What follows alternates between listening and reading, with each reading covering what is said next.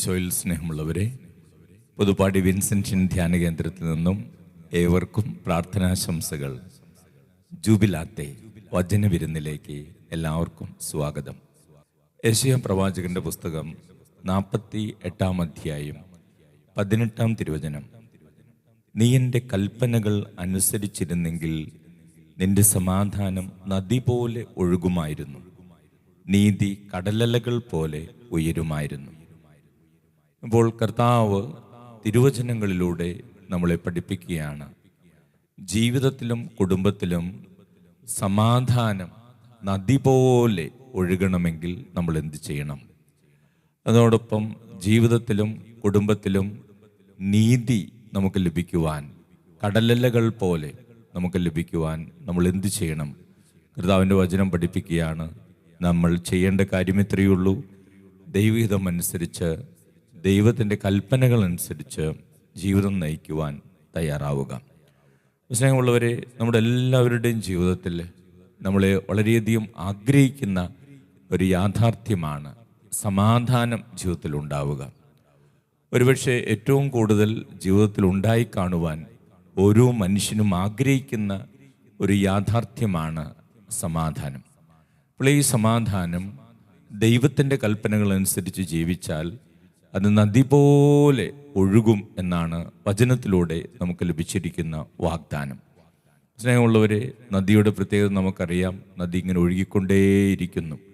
അപ്പോൾ ഇതുപോലെ ജീവിതത്തിൽ സമാധാനം ഉണ്ടാകും, കുടുംബത്തിൽ സമാധാനം ഉണ്ടാകും, നമ്മുടെ പ്രവർത്തന മേഖലകളിൽ സമാധാനം ഉണ്ടാകും എന്ന് കർത്താവ് വചനത്തിലൂടെ വാഗ്ദാനം ചെയ്യുകയാണ്.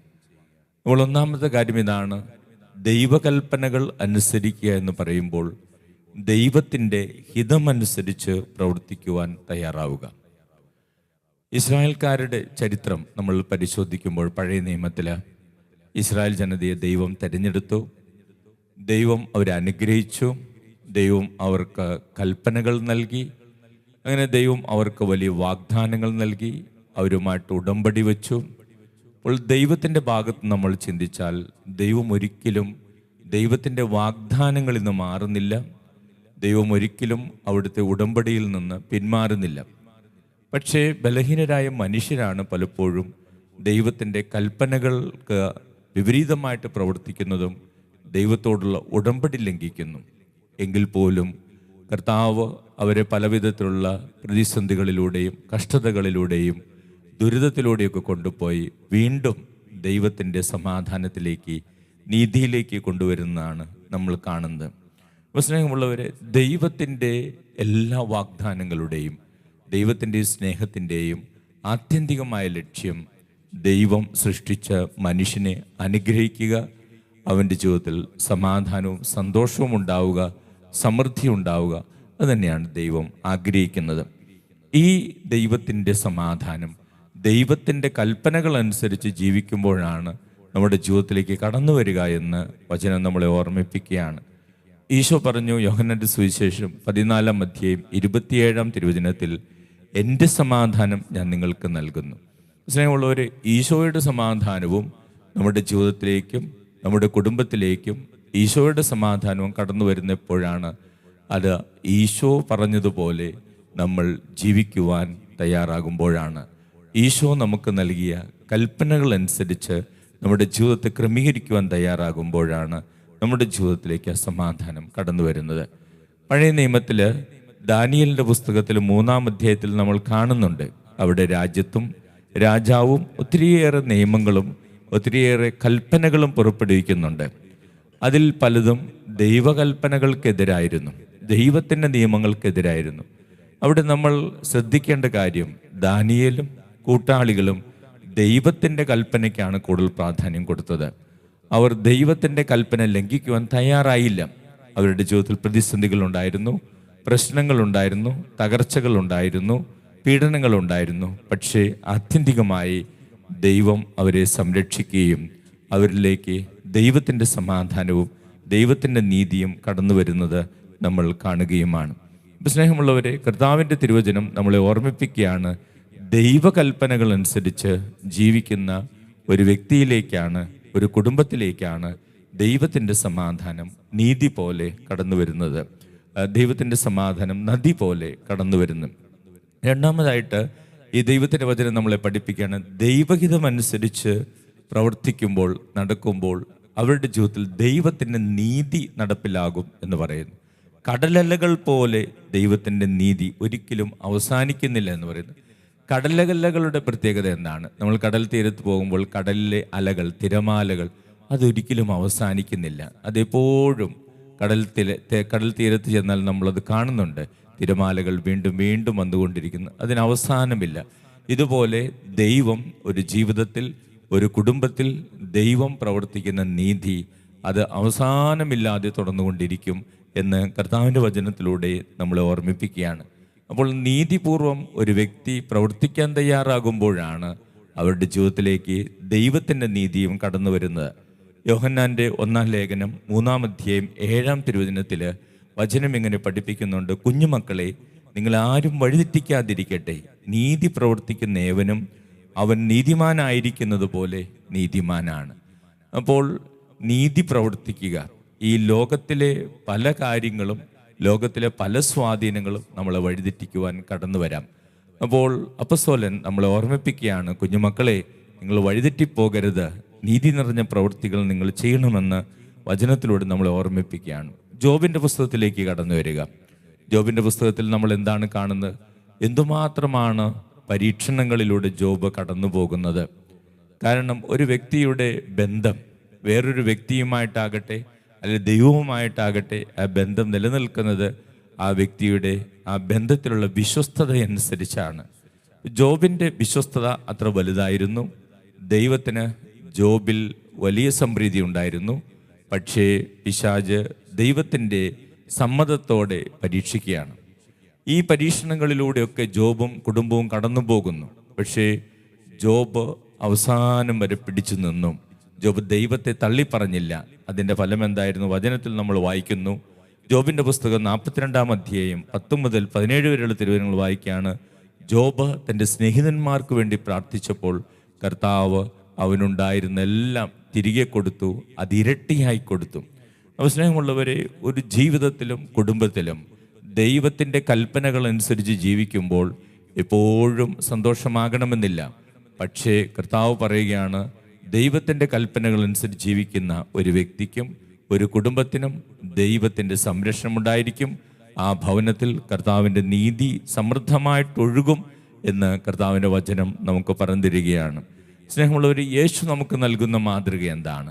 യേശു പിതാവായ ദൈവത്തിൻ്റെ ഹിതമനുസരിച്ച് പ്രവർത്തിച്ചു. അതായത് പിതാവായ ദൈവത്തിൻ്റെ കൽപ്പനകൾ പാലിച്ചു ജീവിച്ചു. അതാണ് നമ്മൾ കാണുന്നത്.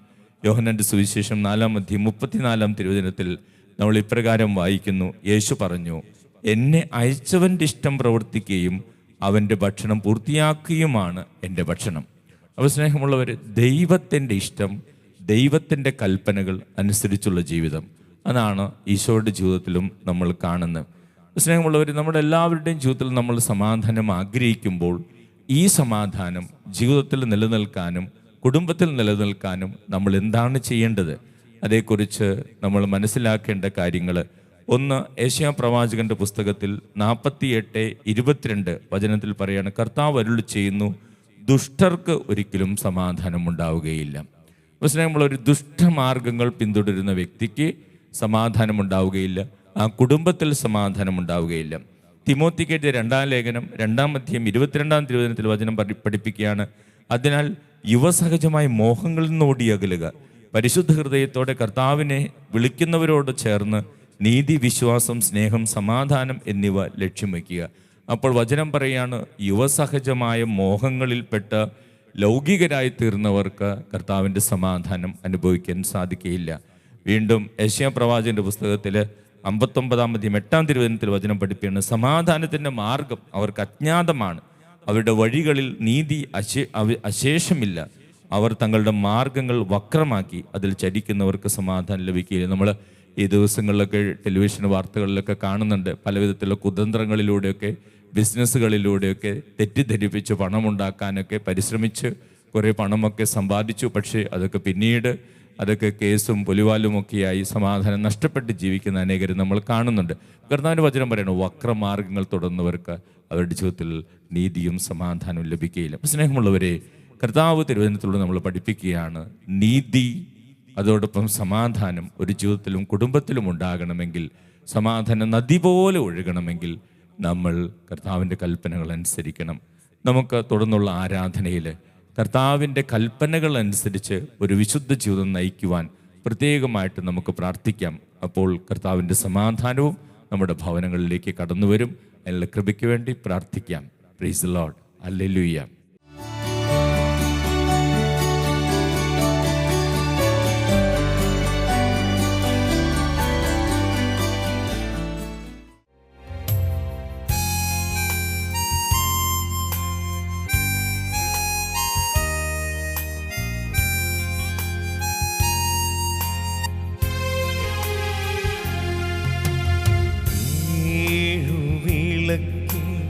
നടുവിൽ ശോഭ പൂർണ്ണ മാറത്തു പൊൻകച്ചയണിഞ്ഞും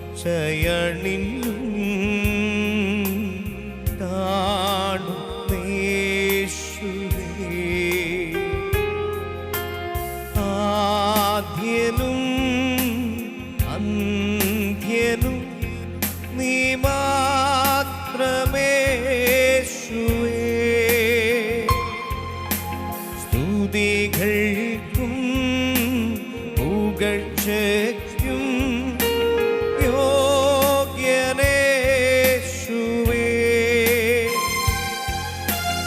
ആദ്യനും അന്ത്യനും നീ മാത്രമേശുവേ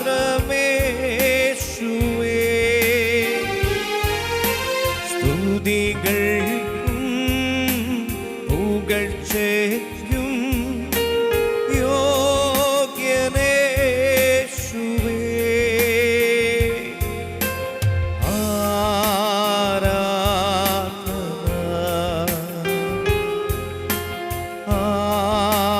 ആരാധന എല്ലാവരും ചേർന്ന്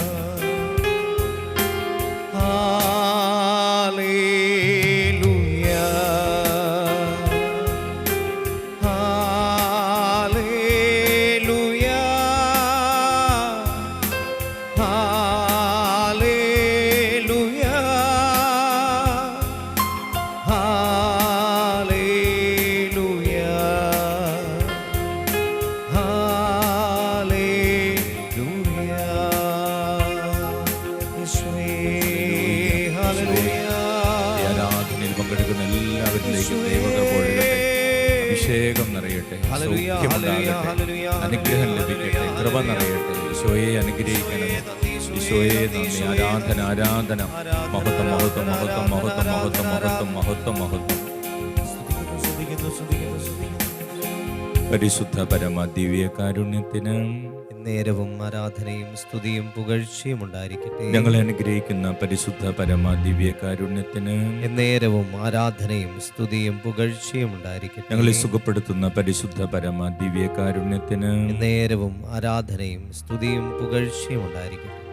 ഈശോയിൽ സ്നേഹമുള്ളവരെ, ദിവ്യകാരുണ്യ ഈശോയുടെ സജീവമായിട്ടുള്ള സാന്നിധ്യം നമുക്ക് അനുഭവിക്കാം.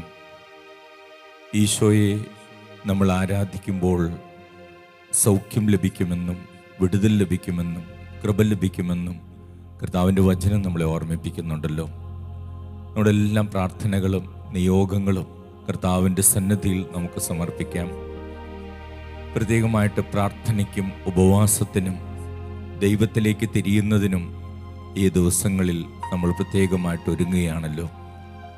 കർത്താവിൻ്റെ സന്നിധിയിൽ വചനമനുസരിച്ച് ജീവിക്കുവാനുള്ള കൃപയ്ക്ക് വേണ്ടി നമുക്ക് പ്രാർത്ഥിക്കാം. ജീവിതത്തിൽ നമ്മളെല്ലാവരും ഏറ്റവും കൂടുതൽ ആഗ്രഹിക്കുന്നതാണ് സമാധാനം. കർത്താവിൻ്റെ വചനം നമ്മളെ ഓർമ്മിപ്പിക്കുകയാണ്, ആരുടെ കുടുംബത്തിലാണ്, ആരുടെ ജീവിതത്തിലാണ് നീതി നദി പോലെ ഒഴുകുന്നതെന്ന് കർത്താവിൻ്റെ വചനം പഠിപ്പിക്കുകയാണ്.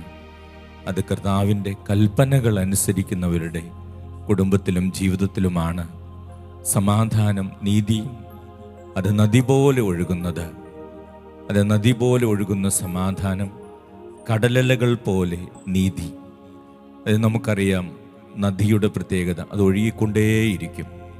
അതേപോലെ നമ്മുടെ ഭവനത്തിൽ സമാധാനം സ്ഥിരമായിരിക്കും. കടലലകളുടെ പ്രത്യേകതകൾ നമുക്കറിയാം. കടലലകൾ ഒരിക്കലും നിലയ്ക്കുന്നില്ല, എപ്പോഴും തിരമാലകൾ കടൽ തീരത്തുണ്ട്. അതുപോലെ ജീവിതത്തിൽ നീതിയിൽ ദൈവം നമ്മുടെ കുടുംബത്തെ, ജീവിതത്തെ അനുഗ്രഹിക്കും. സ്നേഹമുള്ളവർ, ദൈവകൽപ്പനകൾ അനുസരിക്കുമ്പോഴാണ് ദൈവത്തിൻ്റെ കൃപ ജീവിതത്തിലേക്കും കുടുംബത്തിലേക്കും കടന്നു വരുന്നത്. ഇസ്രായേൽ ജനത്തിന് ദൈവം നൽകിയ വാഗ്ദാനങ്ങൾ എല്ലാം ദൈവം നിറവേറ്റിക്കൊടുത്തു. പക്ഷെ പലപ്പോഴും അവർ ദൈവകൽപ്പനകളിൽ നിന്ന് അകന്നുപോയി. അപ്പോൾ ദൈവം അവരെ ശാസിച്ചും ശിക്ഷിച്ചും വീണ്ടും അനുതാപത്തിലേക്കും ദൈവത്തിലേക്കും അവരെ നയിച്ചു. ദൈവം നമ്മളെ ഓർമ്മിപ്പിക്കുന്ന വലിയൊരു സത്യം ഇതാണ്: ദൈവ കൽപ്പനകൾ അനുസരിച്ച് ജീവിക്കുന്ന കുടുംബങ്ങളിൽ, ദൈവകൽപ്പനകൾ അനുസരിച്ച് ജീവിക്കുന്ന വ്യക്തികളുടെ ജീവിതത്തിൽ ദൈവാനുഗ്രഹത്തിൻ്റെ സമൃദ്ധി ഉണ്ടാകും, ദൈവം നൽകുന്ന സമാധാനമുണ്ടാകും. ജോബ് ദൈവസന്നിധിയിൽ വിശ്വസ്തനായിരുന്നു. ജോബിൻ്റെ ജീവിതത്തിൽ ഏറെ പരീക്ഷണങ്ങളും തകർച്ചകളൊക്കെ ഉണ്ടായെങ്കിലും അവസാനം ദൈവത്തിൻ്റെ നീതി കടന്നു വരികയാണ്, സമാധാനം സമൃദ്ധമായിട്ട് കടന്നു വരികയാണ്. നമ്മുടെ ഓരോരുത്തരുടെയും ജീവിതത്തിൽ ഈ സമാധാനവും സന്തോഷവും ലഭിക്കാൻ നമുക്ക് പ്രാർത്ഥിക്കാം. കർത്താവിൻ്റെ വചനം പഠിപ്പിക്കുകയാണ്, ദുഷ്ടന്മാർക്ക് സമാധാനം ലഭിക്കുകയില്ല, ദുഷ്ടമാർഗങ്ങൾ നമ്മൾ ഉപേക്ഷിക്കേണ്ടതുണ്ട്. കർത്താവിൻ്റെ വചനം ഓർമ്മിപ്പിക്കുകയാണ്, ലോകത്തിൻ്റെ മോഹങ്ങളിൽപ്പെട്ട് കഴിയുന്നവർക്ക് ശരിയായ സമാധാനം ലഭിക്കുകയില്ല. ലോകമോഹങ്ങളിൽ നിന്ന്, യുവജസഹജമായ മോഹങ്ങളിൽ നിന്ന് നമ്മൾ അവയെ അതിജീവിക്കേണ്ടതുണ്ട്. ദൈവത്തിൻ്റെ സമാധാനം കൊണ്ട് നിറയാൻ നമ്മുടെ ജീവിതത്തെയും കുടുംബത്തെയും കർത്താവിൻ്റെ കരങ്ങളിൽ സമർപ്പിക്കാം. നമ്മുടെ ഭവനത്തിലുള്ള എല്ലാ രോഗികളെയും ഈശോയുടെ കരങ്ങളിൽ സമർപ്പിക്കാം. പരീക്ഷകൾ എഴുതുന്ന മക്കൾക്ക് വേണ്ടി പ്രാർത്ഥിക്കാം. എല്ലാ പ്രാർത്ഥനകളോടും ചേർന്ന് നമുക്ക് ദൈവകൃപയ്ക്കായി പ്രാർത്ഥിച്ച് നമുക്ക് പാടാം.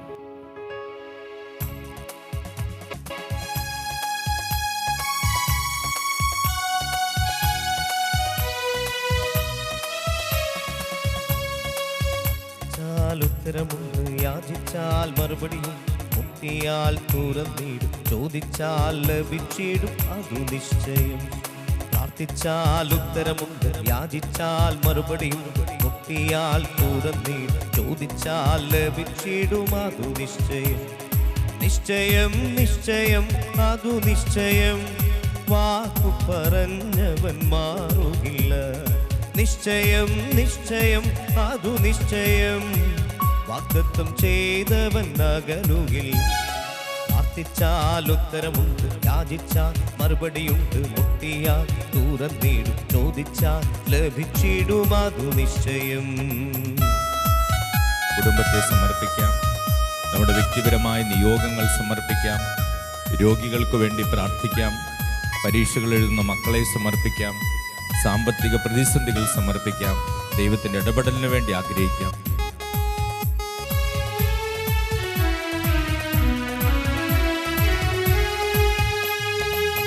ആരാധിച്ചാൽ വിടുതലുണ്ട്, ആശ്രയിച്ചാൽ കരുതലുണ്ട്.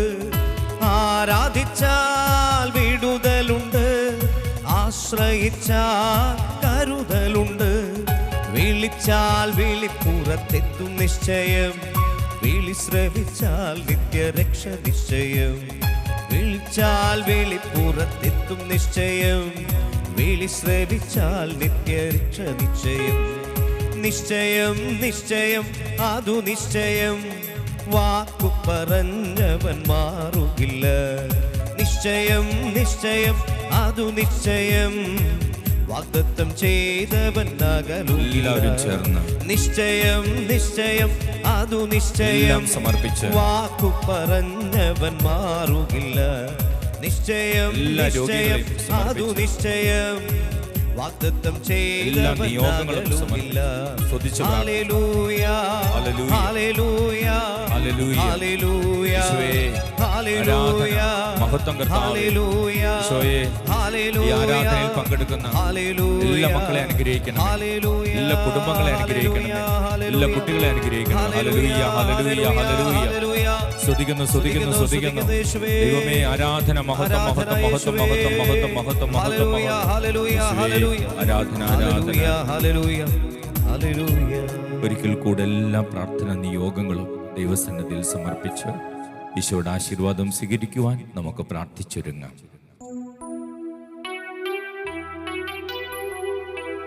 പരിശുദ്ധ ശരീരത്താലും വിലയേറിയ രക്തത്താലും പാപത്തിൻ കറകളിൽ നിന്നും മർത്യനു നീ മോചനമേകി.